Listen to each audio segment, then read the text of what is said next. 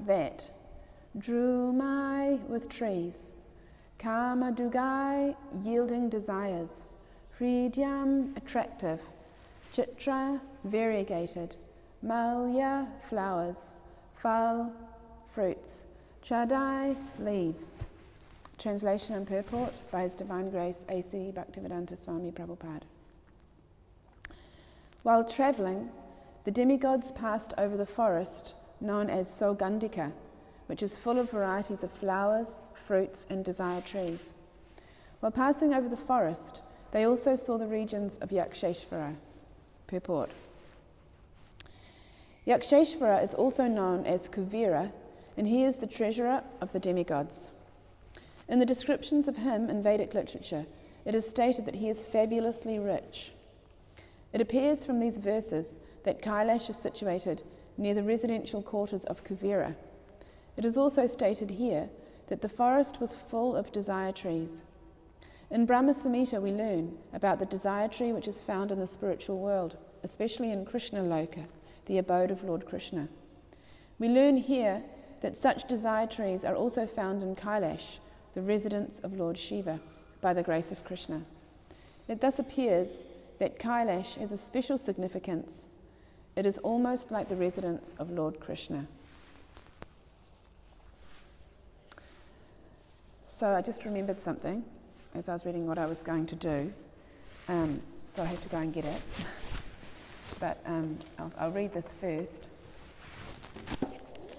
I was just looking at the Nectar of Devotion, specifically about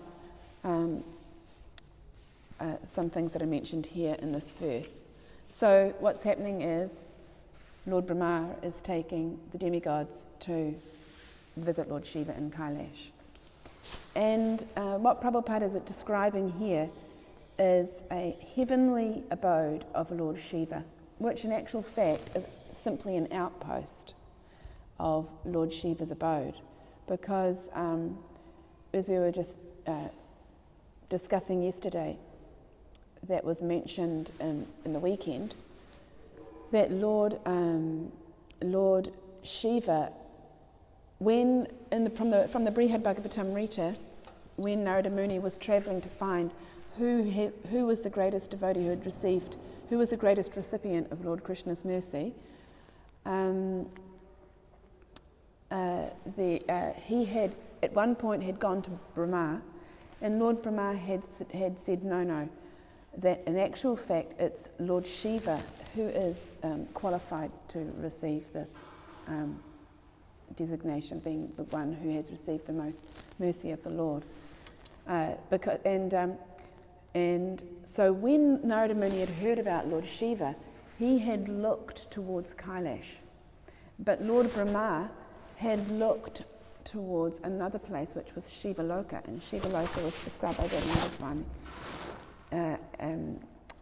in the weekend, that it's actually in the space, it's residing within the in between Vaikuntha, the planets, and the material universe.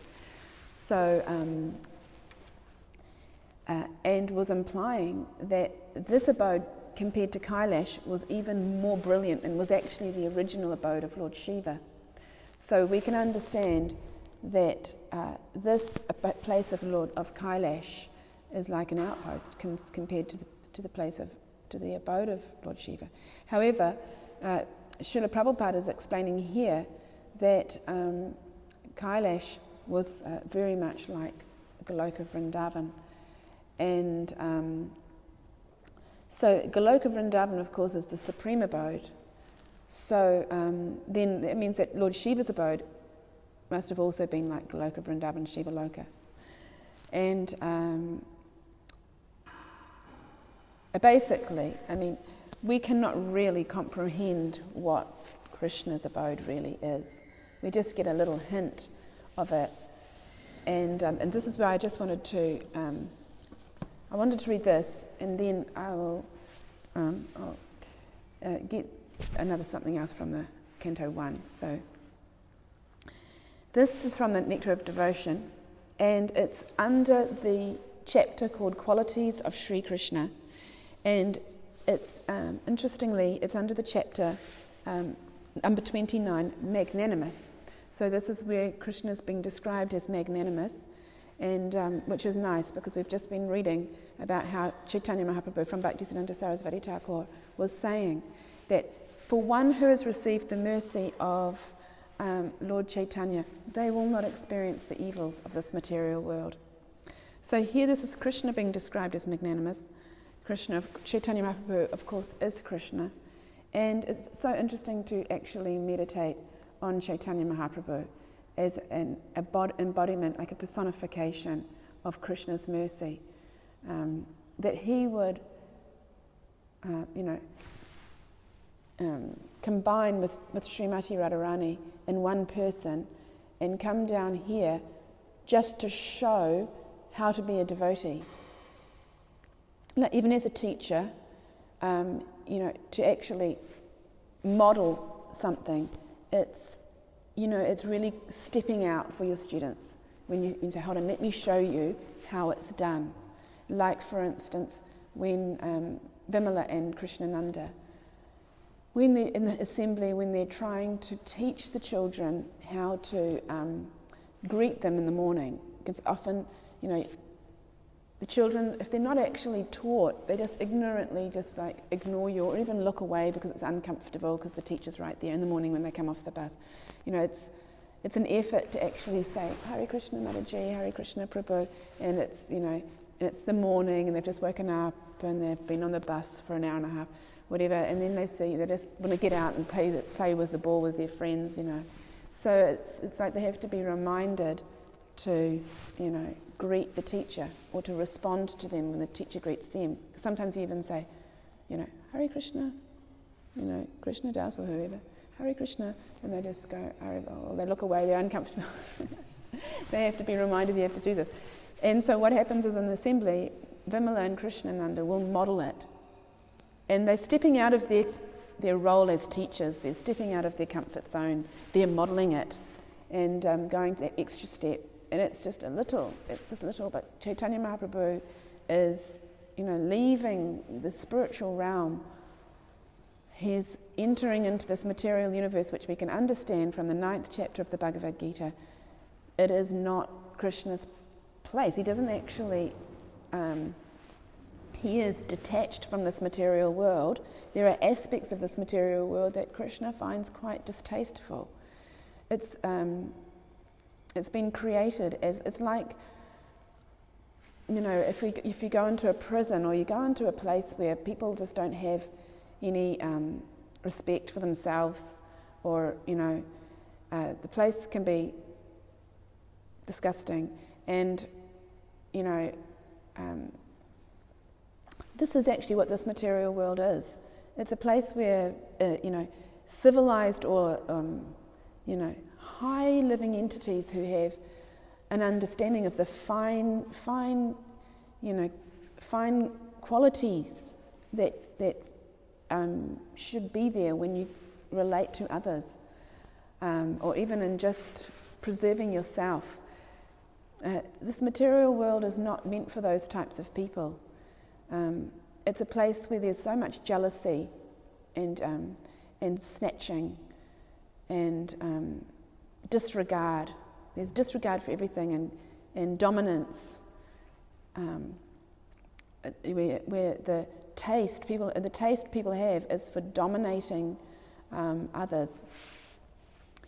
And actually, the realm of existence, or the realm of connecting with others, when everyone is facilitating another person or is humble. And I was reading from this book, which is really fantastic. I don't know if it's actually being printed anymore, but it's been compiled by Bhakti Charu Swami, called Renunciation Through Wisdom. And what happened was, he found these original articles that Srila Prabhupada had written just after the war. And so it's before he came to the West. He'd written them in Bengali, and they were a complete article that were published in bits. And they were a response to, because India had just become independent, and still there was some calamities going on.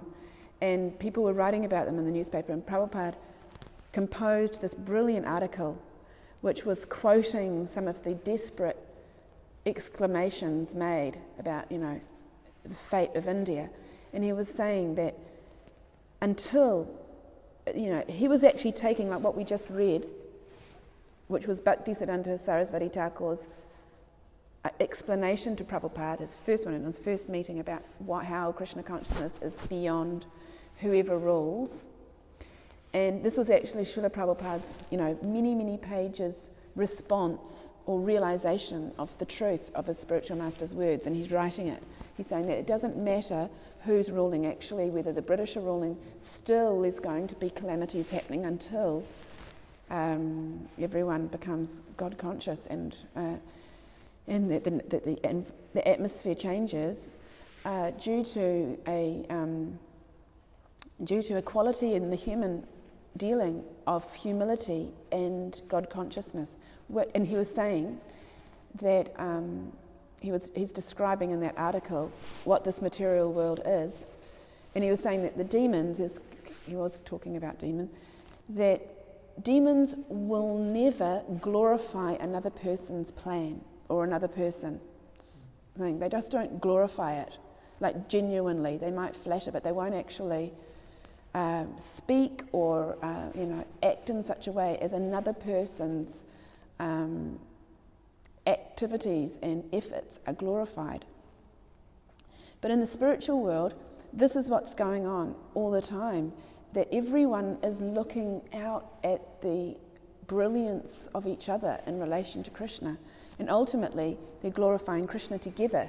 So they, like you see these pictures, they are actually their efforts are to glorify Krishna together.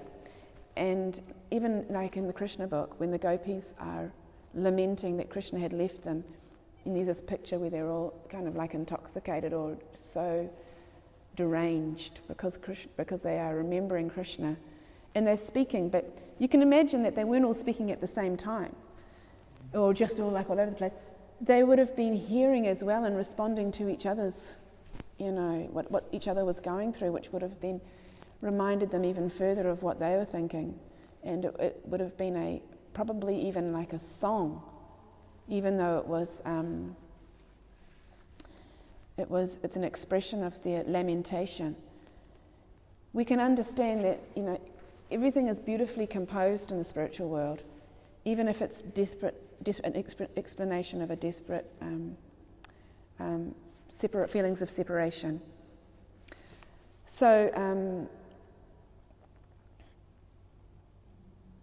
this is the atmosphere, the very different atmosphere. And this atmosphere here, I'm just going to read this. So this is the magnanimity of Chaitanya Mahaprabhu, that he's coming to teach us how to behave and how to worship the Lord as a group. Magnanimous. Any person who is very charitably disposed is called magnanimous. When Krishna was reigning over Dwarka, he was so magnanimous and charitably disposed that there was no limit to his charity. In fact, so great was his charity in Dwarka that even the spiritual kingdom, with all of its opulence of Chintamani, touchstone, desire trees, and Surabi cows, was surpassed. In the spiritual kingdom of Lord Krishna, named Goloka Vrindavan, there are Surabi cows which give unlimited quantities of milk. There are desire trees from which anyone can take all kinds of fruits, as much as he may desire. This land is made of touchstone, which when touched to iron will transform it into gold. In other words, although in the spiritual kingdom, the abode of Krishna, everything is wonderfully opulent, still, when Krishna was in Dwarka, his charity exceeded the opulences of Goloka Vrindavan. Wherever Krishna is present, the limitless opulence of Goloka Vrindavan is automatically present. It is also stated that while Lord Krishna was living in Dwarka, he expanded himself into 16,108 forms, and each and every expansion resided in a palace with a queen. Not only was Krishna happily living with his queens in those palaces, but he was giving in charity from each palace an aggregate number of 13,054 cows, completely decorated with nice clothing and ornaments. From each of Krishna's 16,108 palaces. These cows were given daily.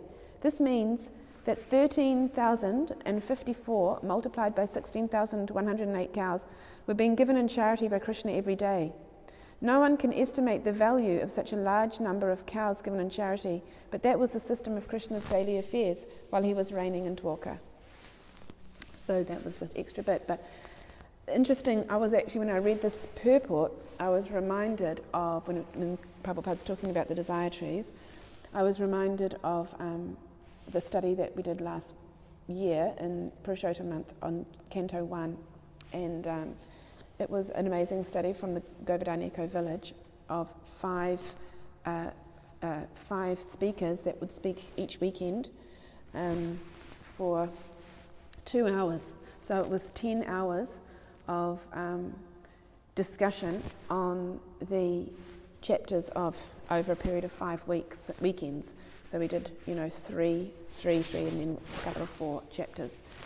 And it was studied in depth from the different angles of vision, which was bhakti, chapter flow, the flow of the chapters, contemporary perspectives, so on.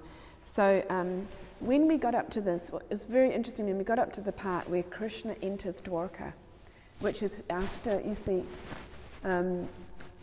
it's quite chronological, Canto 1, in the sense that you have Ashvatthama, the story of Ashvatthama, and then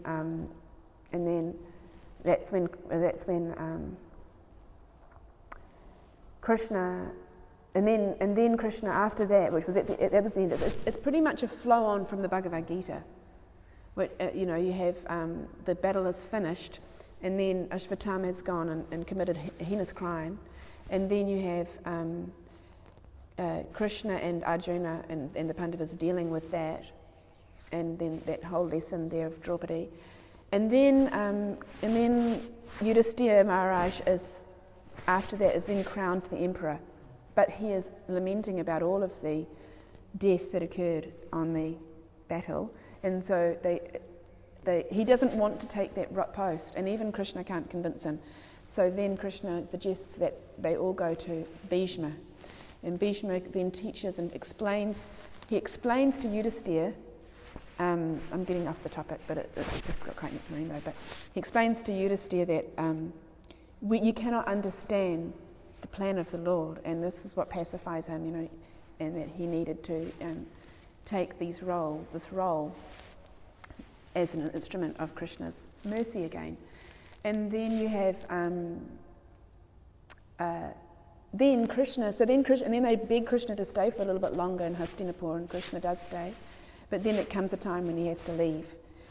And so he's about to leave, and then, of course, Ashvatthama sends that bolt, that weapon to kill Maharaj Parikshit in the womb, and then Krishna protects him, and then Queen Kunti speaks her prayers.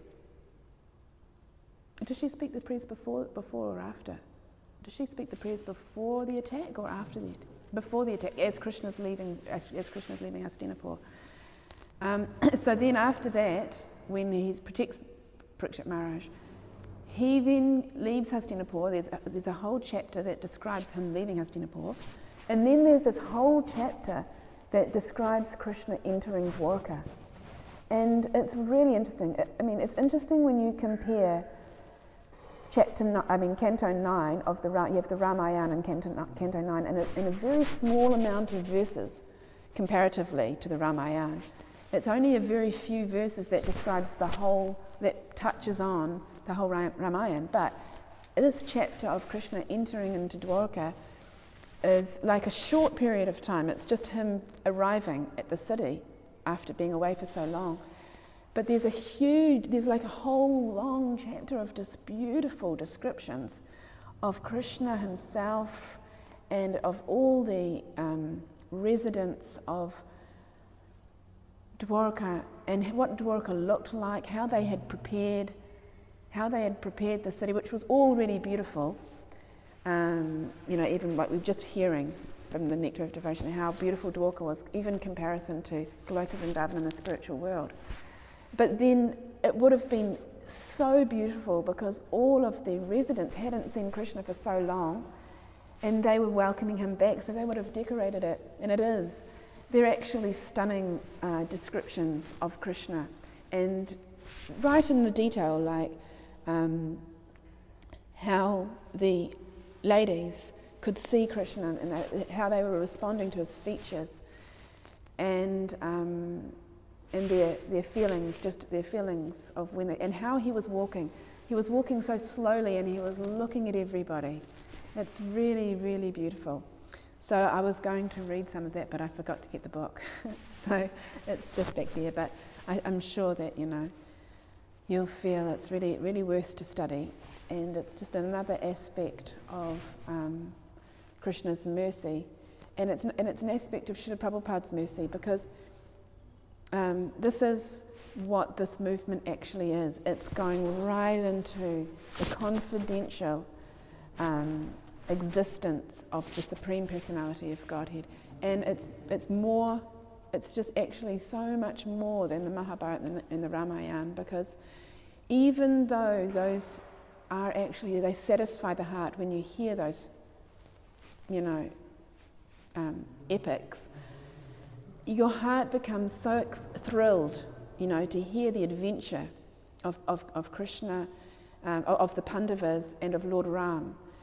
And it just so much satisfies the mind and the heart, but it's so thrilling. It is actually famous. Like I was reading somewhere that Lord Ram was so brilliant and so loved by the people, and it's written that he will be famous. He was going to be famous forever, So then when they were hearing, that Lord Ram, you will be famous forever, forever and ever and ever, you will be famous.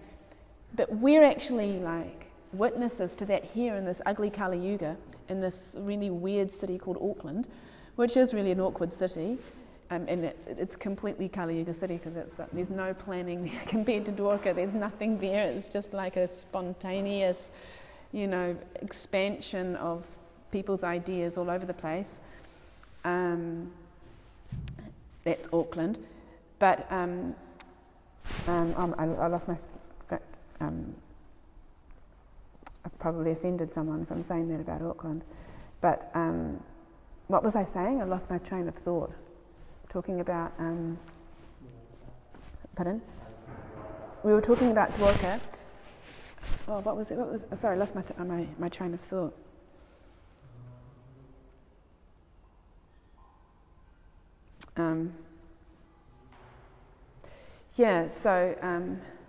Because I've just gone off, but the confidential. This is like, the Ramayana and the Mahabharata. You beg your pardon. About the fame of Lord Ram. So Ram, we can see even in this city that Ramchandra is still famous in Auckland, because there's 3 or 4 Ram temples, and then Diwali is becoming more prominent in the secular society compared to the other festivals. It's the favourite amongst the residents of Auckland, and so we can witness that actually. Yeah, Ram will be famous, and then but the thing is that within this movement of Srila Prabhupada's, there's these confidential descriptions of a planet and an abode which is beyond even the incarnations of the Lord, because the incarnations of the Lord come to perform a particular purpose, and they are meant to in the Bhagavad Gita it explains that Janmakama Chamedavyam Evam Yo Veti Tapvata, that when there's a need, I will advent. And so that means that the need is that there's a lack of God consciousness, or that the devotees of the Lord are in danger, or there is something that needs to be protected. So Krishna or someone or some like the Vedas, whatever it is, there's a purpose, and Krishna comes to perform that purpose, But the information of Krishna in Goloka Vrindavan, and so what is actually within this movement is something even more special than just the pastime of the Lord as the Saviour.